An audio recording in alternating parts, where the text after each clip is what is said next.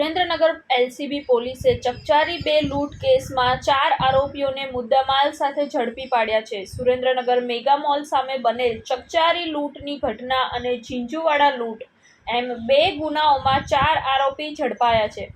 LCB તથા SOG અને parole flow police ટીમે તપાસ હાથ ધરી હતી, જેમાં રોકડા રૂપિયા 2 લાખ, ગુનામાં વપરાયેલ છરી અને આરોપીઓની ઝડપી દરમિયાન રૂપિયા 53,000 તેમજ મોબાઈલ અને લૂંટના ગુનામાં વપરાયેલ મોટરસાયકલ પોલીસે કબજે કર્યું. સુરેન્દ્રનગરના બનાવમાં પોલીસે મહેન્દ્ર ઉર્ફે બાડો ઉર્ફે જીગો ચાવડા અને કાયદાના સંઘર્ષમાં આવેલ એક કિશોર સહિત 2ને ઝડપ્યા હતા. ઝીંઝુવાડાના બનાવમાં પોલીસે સુખદેવસિંહ ઉર્ફે હેતો બચુભાઈ ઝાલા અને જયદીપસિંહ સિદ્ધરાજસિંહ ઝાલાને ઝડપ્યા. આ વિશે ડોક્ટર ગિરીશકુમાર પંડ્યા, જિલ્લા પોલીસ વડા દ્વારા વધુ માહિતી આપવામાં આવી હતી. તારીખ 18/7/2024ના વહેલી સવારે 11 વાગ્યાના આસપાસ Surendranagar B division police station વિસ્તારમાં ચિમનલાલ ભગવાનજી એન્ડ કંપનીના 2 વ્યક્તિઓ મોટરસાયકલ ઉપર 18,20,000ની રોકડ રકમ લઈ અને બેંકમાં જમા કરાવવા માટે જતા હતા. એ દરમિયાન એક બાઇક ઉપર 2 યુવાનોએ આવી કે જેમના મોઢે એમણે માસ્ક પહેરેલા હતા. એમને બાઇક ઉપરથી પાડી દઈ છરી મારી અને એમનો થેલો ઝૂંટવી એને જતા રહેલા હતા. આ બનાવ ગંભીર પ્રકારનો હોય LCB, SOG, B division police સ્ટેશનની અલગ અલગ ટીમો બનાવવામાં આવેલી હતી. પ્રથમ આપણને જે નેત્રમની અંદર આ બાઇક અને એમના સવારો છે એમના સીસીટીવી ફૂટેજ મળ્યા હતા, જે આપણને રાજ સીતાપુર સુધીના સીસીટીવી ફૂટેજ મળ્યા હતા.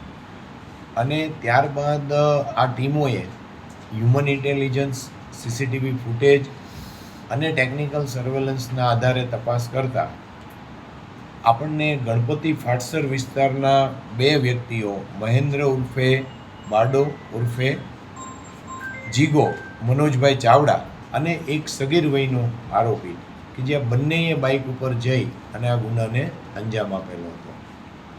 આ બંને આરોપીઓને ગઈકાલે રાત્રે અટક કરવામાં આવેલા છે અને એમની પૂછપરછ દરમિયાન એ વસ્તુ સામે આવેલી છે કે આ 2 ઉપરાંત આ આરોપીઓએ અગાઉ આ વેપારી જે બેંકમાં જમા કરાવવા જાય છે રૂટની રેકી કરેલી છે અને આરોપીઓને અન્ય આરોપીઓએ ટીપ આપેલી છે. એટલે એમાં એક વધુ આરોપી માર્શલ અમરનાથ આર્ય એ પણ ગણપતિ ફાટસરમાં રહે છે, એનું નામ ખુલ્લું છે.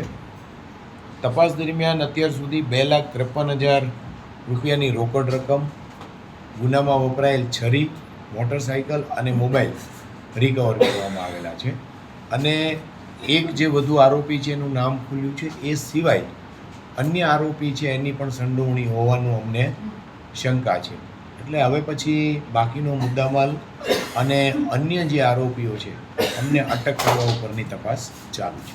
રિપોર્ટ દીપકસિંહ વાઘેલા સાથે સંજીવ રાજપૂત, TV9 ગુજરાત, સુરેન્દ્રનગર.